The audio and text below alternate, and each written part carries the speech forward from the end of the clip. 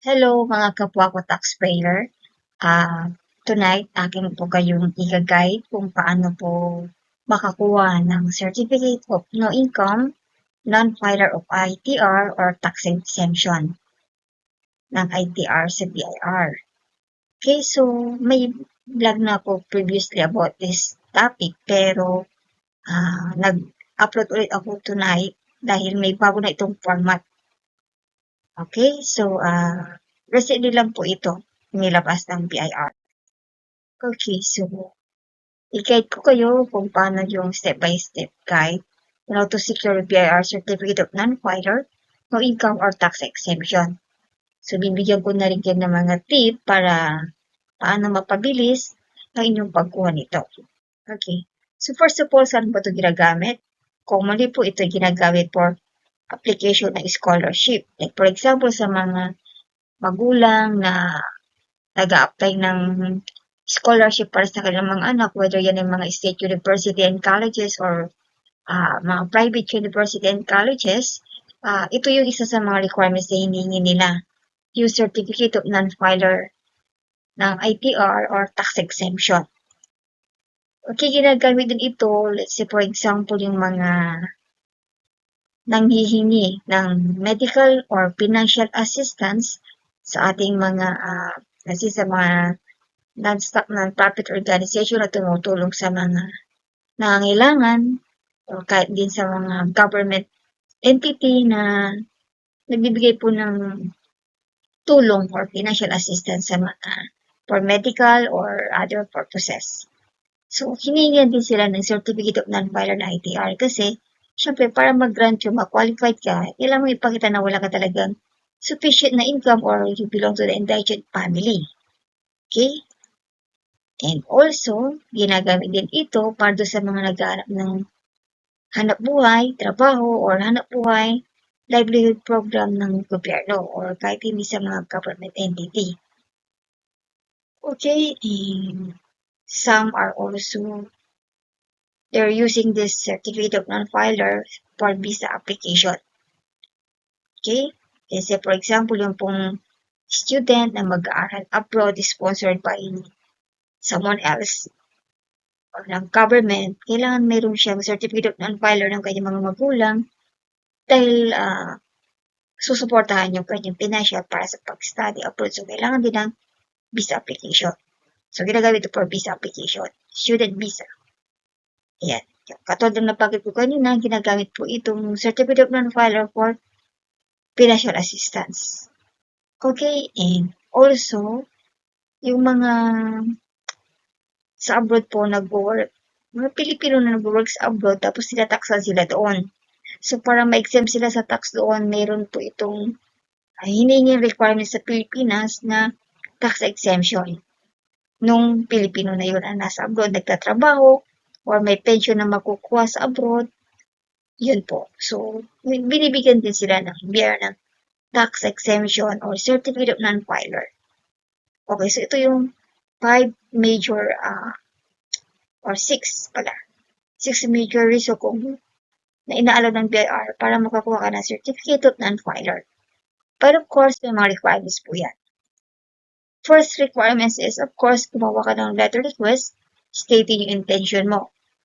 Ito ay for scholarship, kailangan ilagay yung pangalan ng anak mo. Okay? Then, humingi ka sa LGU ng certificate of indigency, or certificate of no income, low income, or no business registered. Okay? So, kailangan yung certification na yun from the barangay.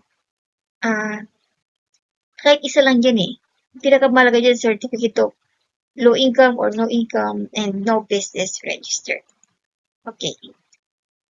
Affidavit of no income, low income, or no business. So, kung ano yung laman ng certificate o kaya sa barangay, dapat yun na rin naka-indicate sa affidavit mo para consistent. Okay, kung meron ka mang income pero low income lang, no need to indicate the amount. Baka ma-question ka pa ng BIR dyan, baka mailagay pa yung amount na kung saan hindi ka, ay required ka palang mag-register sa BIR kahit na tax exempt. Okay, kasi may tax exemption naman po tayo na 250,000 per annum or per year. Okay, so itong affidavit, syempre when si affidavit, kailangan notaryado yan lang. sa mga notary public. Okay. And merong binibigay si BIR na parang 10 verification slip. Pipilapan mo lang yun. Just make sure na tama ilalagay mong details. At papa-stop mo sa BIR client support section o kung saan man section yung nagbe-verify natin. But I think sa client support section yan. And of course, kailangan mo ng valid government issued ID. Xerox lang naman, pero kailangan with 3 specimen signature mo original. Ngayon, kung representative mo lang yung kukuha, kailangan mo ng SPA. Bigyan mo siya ng SPA para i-accommodate siya ng BIR. Okay? Then after that, you need to pay the certification fee of 100 pesos only. 100 pesos lang yun. Na pwede mong bayaran sa bangko using Form 0605.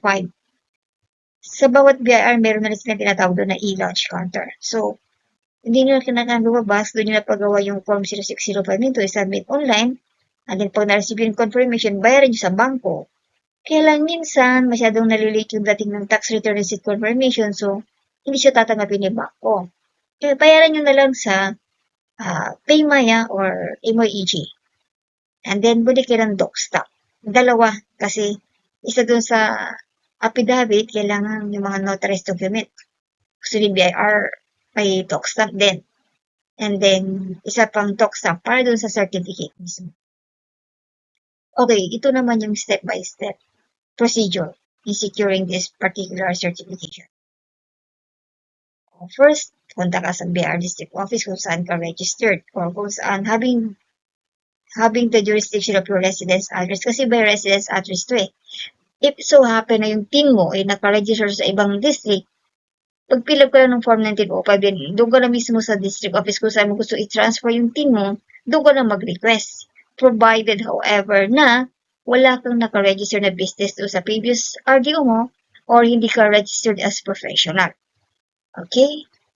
And then, proceed ka sa client support section, fill out mo yung 10 verification slip and have it stamped with verified.